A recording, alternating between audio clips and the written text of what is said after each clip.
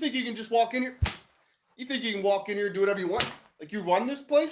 You think you just walk in here and nobody's going to know the difference? Huh? Sorry about that. You guys weren't supposed to see any of that.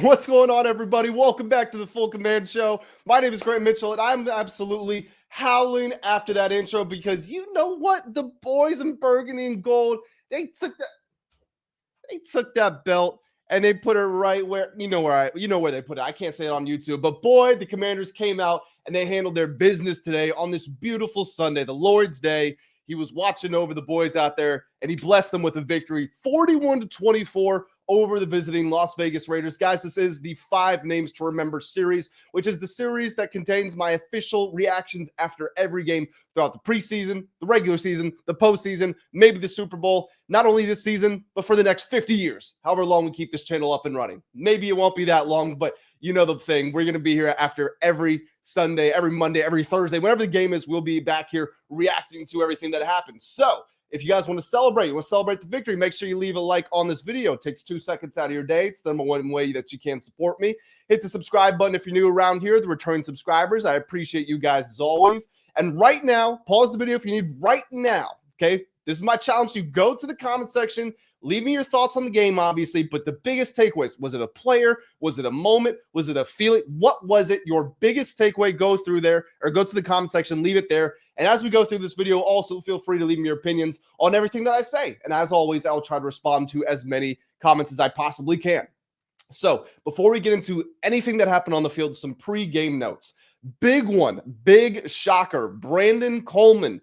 3rd round pick out of TCU. Last year, played tackle as a rookie, moved inside to left guard, had started the first 2 games. It was announced, and I made sure to post this. I did an actual post, which you can do on YouTube. So another reason for you guys to be subscribed. I'm dropping the news even right there in your sub box.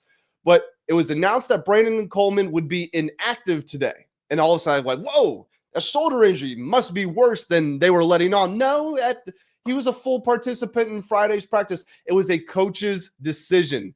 A coach's decision to take Brandon Coleman out of the starting lineup. Also, Nick Allegretti coming out of the lineup, which we knew about and we talked about on a previous video. But it was Andrew Wiley going in at right guard and then Chris Paul going in at left guard. Chris Paul had an outstanding camp, but you know what? They rewarded him. So the offensive line today was Laramie Tunsil, Chris Paul, Tyler Biadasz, Andrew Wiley, and Josh Connerly Jr. That set the stage for what was a very interesting day of events. Couple final pregame notes. We knew that Noah Brown and John Bates were also going to be inactive. And then Ale Cajo got his number called. He was on the active roster. Kane Medrano was not. Now, I don't view this as a sign that Cajo is necessarily ahead of Medrano in the depth chart, as funny as that might sound.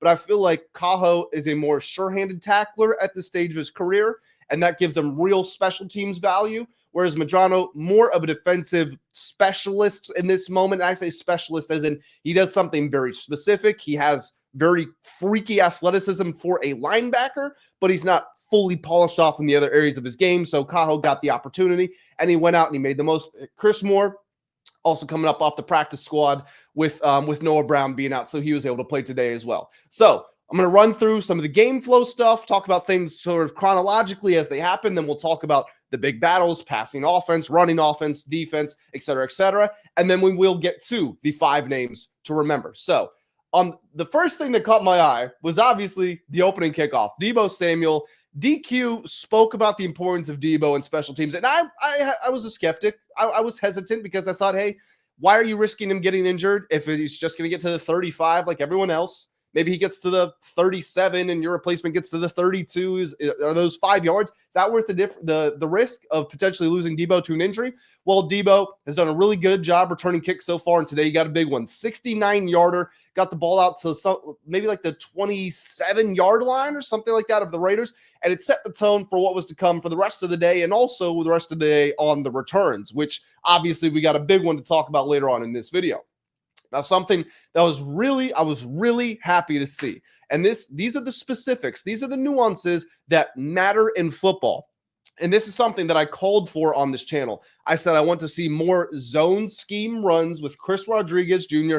now that he's getting an opportunity to be on the active roster, with Austin Eckler's injury obviously playing a role in that. Well, what happens? 4 of the Commanders' first 5 runs were zone schemes with C-Rod, and they end up scoring a touchdown on their opening drive. Obviously set up by good field position, but it was a sign. It was an indication we are gas pedal down, straight line. None of this pulling guards and counters nonsense. None of this orbit motion, jet sweeps. No.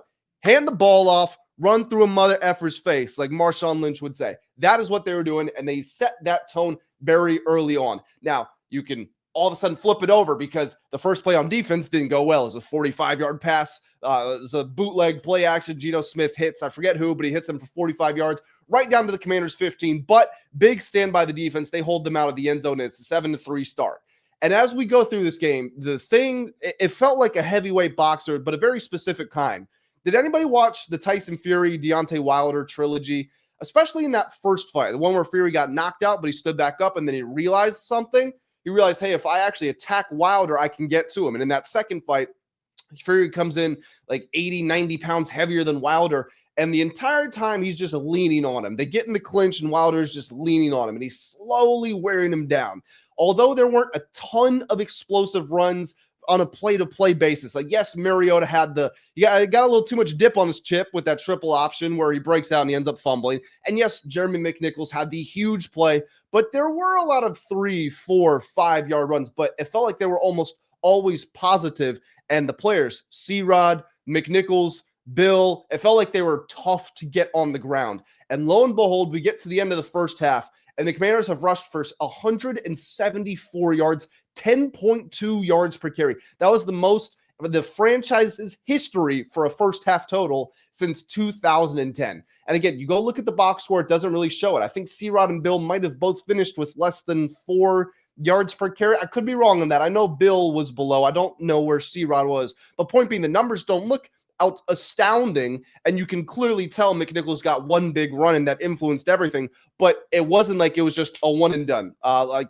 one-hit wonder. It wasn't just that McNichols play and nothing else. No, it felt like every run was positive and purposeful. The Commanders were staying ahead of the chains. They rarely found themselves in 3rd and long. And the running game, you want to ask one reason why the Commanders won this game, it was entirely down to the running game, if I had to pick one thing. And also, huge shout out to Cliff Kingsbury. It was intricate designs. It was not an accident or a coincidence that this happened. Within the first 2 possessions, we saw 22 personnel, 13 personnel, 30 personnel. We saw a wildcat with Deebo. So Deebo, the receiver, was at quarterback. One of the running backs, I think it might have been C-Rod, was lined up as at the wing position. Mariota, your quarterback, was at receiver, and I think Yankoff might have been lined up as the running back in this wild. If you're on the defense, how do you even possibly figure out what's coming your way? It's going to be a positive game. There's basically no way. As long as the offense executes, it's going to be a positive gain for them, because you can't. What do you study for? How do you react to that? There's way too many moving parts. Nothing is where it's supposed to be. There's a total lack of homeostasis. So shout out to Cliff Kingsbury, because he came into this game prepared. Now, just when everything was going too well, Matt Gay missed a 37-yarder. And the play before that set this up. I do have to go on a little 30 to 60 second rant about this. There's an offsides. Mariota gets that, being the veteran he is. I mean, Biotis might have just snapped it anyway. He might have not just waited for the call, because the player who jumped offside was directly ahead of Biotis. So the ball gets snapped. Mariota takes a couple steps back. He knows it's a free play, looks over to his right. Jaylen Lane, one-on-one, throw the ball up. Lane doesn't come down with it. Mariota placed it where he should. He placed it a little short so Lane could turn around and use his body to box him out, basketball style. Lane probably should have come up with the football. It wasn't an easy catch, but an NFL receiver should make that catch, but whatever. The refs don't call it. And that leads to the Matt Gay kick. And I'm looking at this like, how? How do you miss that call? And at that point in the game, when you don't give them that, first of all, if Lane catches the ball, it's a touchdown. If he doesn't, it's a first down. And if Matt Gay makes the field goal, you're up 10-3 instead of 7-3, whatever it was at that moment in the game. All of those things went against you, And that was a moment in the game where everything could have completely flipped. The refs screwed it, obviously. They completely botched the call. But Matt Gay goes out and misses another field goal that you just have to make as an NFL kicker. You just have to make that kick. And today, he would have been 1 for 3 if it weren't for a timeout by Pete Carroll. The last play right before the first half, Pete Carroll did it's the classic situation where the coach calls the timeout so late that the kicker actually still gets the kick off, and Matt Gay kicks it, and he misses. But Carroll called the timeout, so they run it back, and Matt Gay makes it that time. So he still goes 2 or 3. Not that 2 or 3 is good. 67% for your kicker is horrible. That's grounds for being cut. And honestly, the Commanders gave Matt Gay a record amount of guaranteed money for kickers. Like, I get it. That sucks. But you just got to eat it at this point, because right now having him as your starting kicker is not tenable if you do want to be a team that goes on a deep run into the playoffs. As the game went on, I felt a real emphasis on getting Deebo the ball in different ways, a variety of ways. There were the 2 kick returns. He caught 2 passes. He had 3 carries. There was the wildcat play I was talking about. I thought he was really good today, and he's just going to be such a weapon for this team because he is so unpredictable, and he always keeps defenses on their toes. Speaking about receivers, Terry McLaurin. First possession, 2 catches. First real possession. The first possession was set up in the short field. The first real possession where they had to drive the field, Terry caught 2 butt passes. Both times did a good job finding the soft spot in zone. It was really good to see that. He only finished this game with 3 receptions, but that was tied for the team high. Mariota didn't really throw the ball all that much. And one of the times he did throw it, it should have been a 57-yard touchdown to Terry, and it was. It was a touchdown. The NFL needs to go back. This expedited review system they are using, the camera angle was the wrong one to use. When you can see when the camera's lower to the ground and you can see that there is space between Terry's knee and the turf, that's not down at the 1. That is a touchdown. So Terry should have finished this game with something like 3 catches for 70-something yards and a touchdown. I still thought he played well. I get it. It's not a lot of volume, but he did the most of any receiver on the field, and Mariota wasn't really throwing the ball, and he didn't really have to because the running game was really excellent. So Terry, want to give him a thumbs up, want to give him a salute. I wanted to see more from him, and he showed up today. Now, with that being said, Terry did not return to the game because on that play that was a touchdown, I'm going to continue to say it was a touchdown. He injured his quad. Don't really know the severity of it. Could have just been like he landed funny because he kind of landed on top of a defender. Maybe as he was stretching for the goal line, he felt something pull. I don't know. But when you score 40 points and you're up by 3 scores, no point in putting him back in the game late. So we will wait to get updates on that.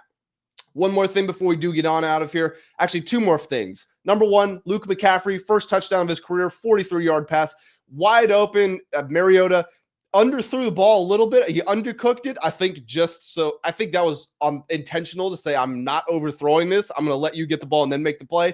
And Luke ends up getting to the goal line. You can see what it meant to him. He leapt up into the stands. Deebo was sprinting down the sideline to go celebrate with him. I loved seeing that. And right before we move on over into some of the big notes, Jaylin Lane, the 90-yard touchdown, punt return touchdown. What a difference this guy is going to make. And not that you can reliably depend on special team touchdowns week in and week out, but if he can give you 1 or 2 of these a season and he can flip, if this was a close game, that's an entirely momentum shifting, game script flipping sort of play that could happen. So when you get to week 16, 17, 18, even when you're in the playoffs and nothing's going your way, it's a tight game, it's in the 4th quarter, you have lightning in a bottle back there. And you saw the fearlessness. He had another really good return. Only went for like 15, 20 yards in the 4th quarter, but another really good return. You see the fearlessness. You see the decisiveness. He can cut, and he is fast. When he opened up that stride as he got to like the 40, 45, 50 spot on the touchdown, you could see the knees were up, the stride, the hips were open, and he was flying. So lightning in a bottle. Like I said, really good to have him. Couple big notes before we talk about the 5 names to remember here. So the rushing game, I was highly impressed by Bill. He only averaged 3.1 yards per carry in this game, but he averaged 3.7 yards after contact per carry. On his carry, he was getting hit in the backfield, but he was doing such an immaculate job at making people miss. His vision, his patience, his speed, his decisiveness, and also his strength. He was carrying 3 guys in a pile driving downfield. And I get it. It sounds like I'm overreacting for someone who averaged only 3 yards per carry. But I'm telling you, this guy is special. And I loved the committee with him and C-Rod, and McNichols comes in. Huge shout out to him. He makes the play just by continuing to work, continuing to keep the legs turning. Some of the Raiders players were shutting down. McNichols kept going. He gets the big play. So massive, massive kudos to the running game today. They were excellent. The offensive line, they only gave up 2 pressures today, one by Biotish, one by Wiley. And that says a lot when you're going against Thomas Booker and Max Crosby and some of the guys that the Raiders have. What's his name? Tyree Wilson. I think that's his name. He was like 6th, 7th pick in the draft a few years ago, defensive end from A&M, I believe. When you're going against a front like that, who not the best in the NFL, and it is the worst you've played up to this point, but they still got reputable players and a defensive player of the year candidate, Max Crosby, to only give up 2 pressures. I thought they did a tremendous job. Now, Connolly and Tunsil were both called for a couple of penalties, holding, illegal contact, hands to the face, stuff like that. But overall, good day from the offensive line. And it was a big test from them. Overall, this unit felt more powerful. That's the big thing I noticed with Wiley and with Chris Paul in there. And I don't know how they're going to hold up against other teams, other defensive lines. But in this game, they felt more powerful, whereas with Coleman and Allegretti, there was more of an emphasis on lateral agility and speed. And today it was like, no, we are asserting our dominance. We're taking control of this game. Speaking of taking control, the defensive line, they hit Ashton Jeanty early. He averaged 0.0 yards before contact per carry. He had a couple of big runs like I was talking about. One went for like 18, another one for 16, something like that. But overall, I was really impressed by the run defense, rather. Frankie Louvu, he got a yellow box in our last edition of 5 Names to Remember. I was questioning, where is he? You basically have no splash plays. You're not contributing. I thought he was a monster with his run defense today. He was credited with 4 stops. Payne and Armstrong had 3. Johnny Newton had 2. And then when we talk about getting after the quarterback, well, Bobby Wagner had 6 pressures, 2 sacks. Dorance Armstrong had 4 pressures and a sack. Von Miller had 3 pressures and his first sack in Commanders colors. Javonte John Baptiste got his sack today. Really, really outstanding job by that whole front 7. The defensive line and the linebackers, I thought they were outstanding. And quiet as kept. I'm not just talking about, again, Bobby Wagner, Frankie Louvu, Daron Payne, big name guys, right? I haven't even said Javon Kinlaw's name yet, and he had a couple plays where he just blew up the center of the line of scrimmage. I haven't said Eddie Goldman's name. Eddie Goldman is really shocking with his ability to get after the quarterback from the interior, but he did a really good job today, and that wasn't the first time this season. Johnny Newton, this was the best in it, or the most in his career that I have felt his size and his strength and his power. It's always been, no, this kid's fast. He's really fast for an interior defensive lineman. Today, I felt the size. I felt the strength. I saw him blowing up double teams. I saw him getting stuffs. I saw him meeting shrugging off the offensive lineman, meeting the running back in the hole. I felt that. And if that's the Newton, that's how he's going to continue to develop. Then that second-round pick that looked like it might have been a little bit of a waste or a little bit of a reach, no, that becomes a very good pick because this Johnny Newton is a really good football player today. This is the only thing I'll nitpick here with the front 7. Some of the coverage stuff in the red zone with Frankie Louvu and Bobby Wagner, weird. They both messed up a couple of things. It looked like, to me, I'm going to have to wait for the all-22, but it looked like it didn't go well. Ended up resulting in a couple of touchdowns, but overall still got to give them their flowers. I thought that whole front 7 was outstanding today. And then real quick, before we get to the 5 names to remember, the secondary, I'm feeling great about Trey Amos. Mark Schlereth was on the call. He called Amos the Commanders' best coverage corner, and Schlereth, and I actually forget his partner's name, my apologies, they did a really bad job in this game. Schlereth was arguing that if a player is not defenseless, then helmet-to-helmet contact is not illegal.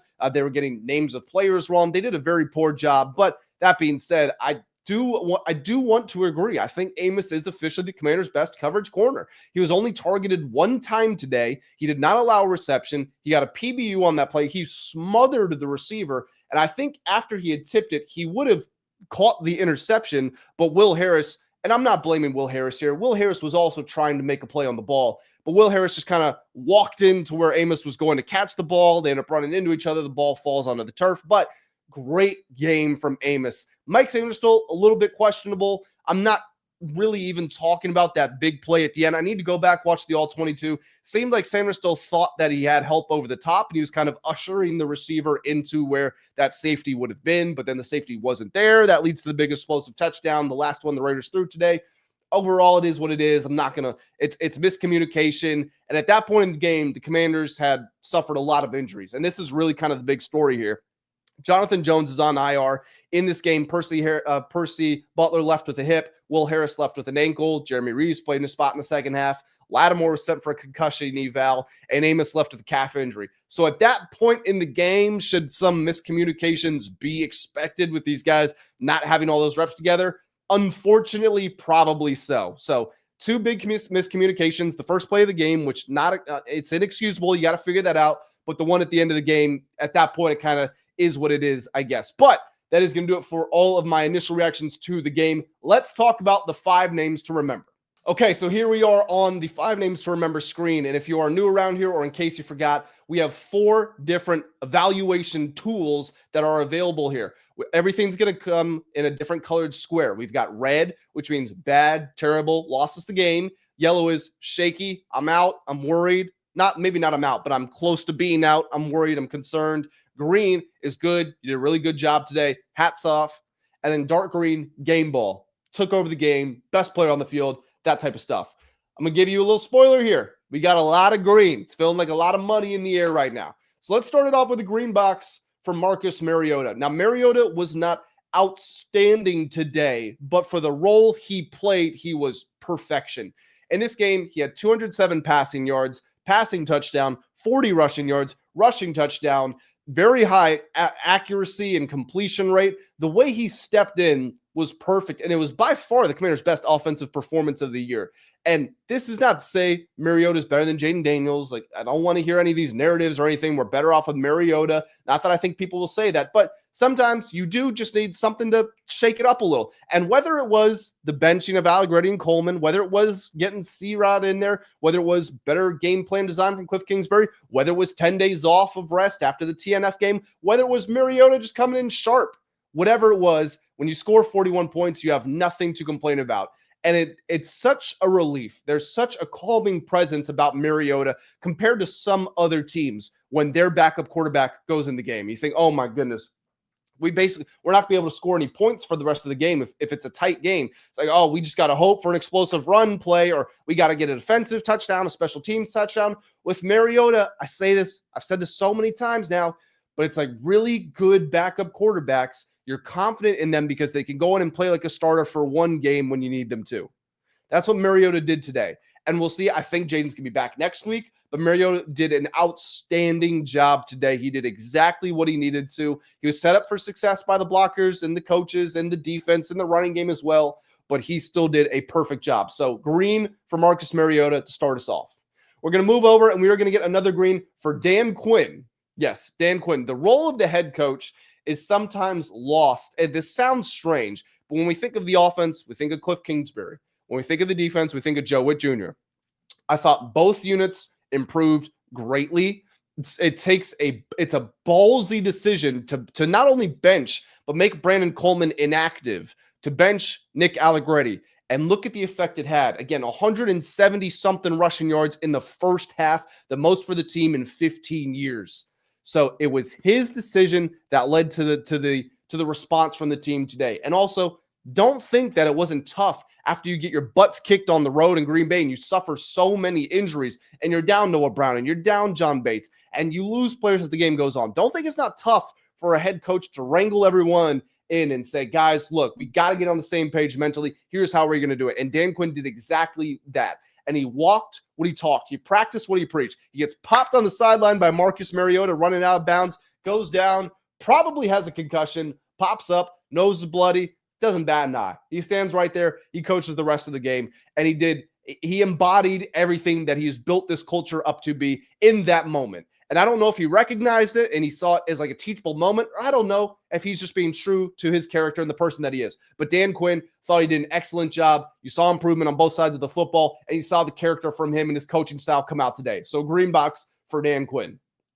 Another green for Bobby Wagner, who got one last week, and he's now making it 2 weeks in a row. Potentially the best Commanders player on the field, now at 35 years old. The fact he's still getting it done at that level is pretty remarkable. But in this game, it's 6 pressures, 2 sacks, 11 tackles, 2 TFLs, 2 stops.